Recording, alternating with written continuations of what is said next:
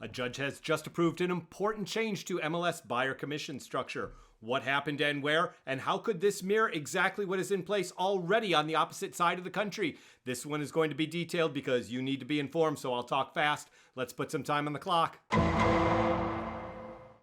Before we dive in, I just want to give some quick love to the lamp behind me. I love lamp. I love lamp. As predicted just a few days ago, news is coming in fast and furious ahead of the upcoming NAR versus Burnett lawsuit case. This update came on Tuesday, September 12th out of Massachusetts. For background on Nosalek versus MLS PIN, please see my 4-minute video in this series, linked in the description and at the end of this video if you're watching on YouTube. Earlier this week, a judge approved the rule changes agreed to by MLS PIN. Dave Gallagher of Real Estate News is reporting that MLS PIN has agreed to eliminate the mandatory requirement of offering a commission from the selling broker to a buying broker, and perhaps more importantly, a new requirement that listings notify their sellers that such compensation is not required.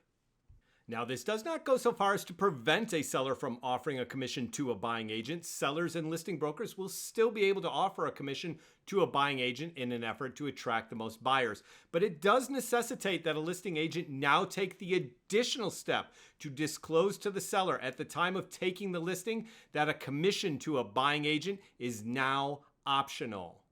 Additionally, and very importantly, any compensation offered by the seller to the buyer broker can now be negotiated among all parties. This means that buyers could tailor their offers on a listing that has a buyer broker commission to accept less or more than initially advertised in the MLS listing.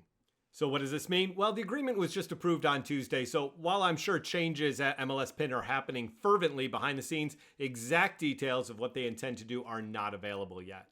However, this sounds nearly exactly like what has already been implemented in the Northwest MLS back in October of 2022. Northwest MLS serves Western Washington State, which includes all of the Puget Sound area and major cities like Tacoma all the way north to Bellingham and the Canadian border. As has been in effect for the last 11 plus months in Western Washington, commissions to a buying agent are now optional. Additionally, if a seller agrees to offer a commission to a buying broker, that commission is now negotiable. What does that mean in layman's terms? Well, hypothetically, a buyer could offer less than asking price on a home, and a seller could counter negotiating any of the traditional terms, but now also the commission being offered to the buying agent. Because the commission is an expense to the seller at closing, that is now considered a negotiable term.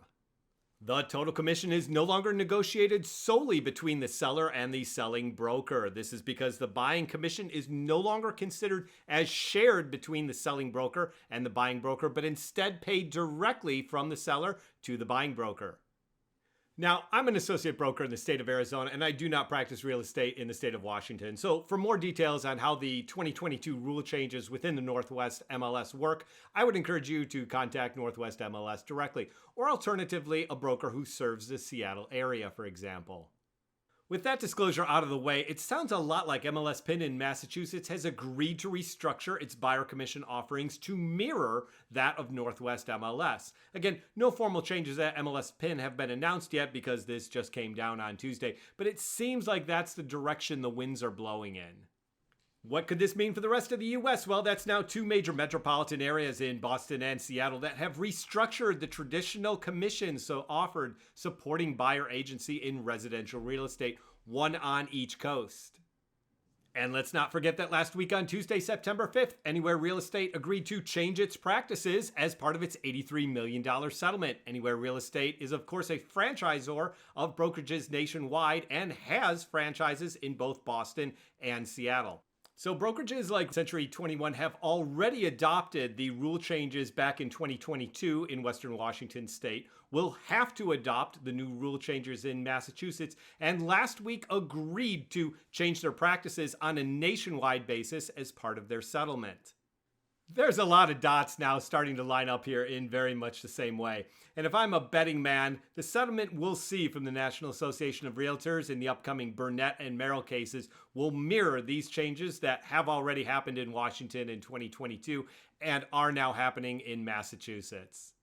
If this video brought value to you, please be sure to hit like and comment. And if you're watching on YouTube, subscribe so you can be empowered with information. I'm Ted Bland with Libertas Real Estate. And remember, the best way to pay me a compliment is to tell your friends, family, and coworkers about me.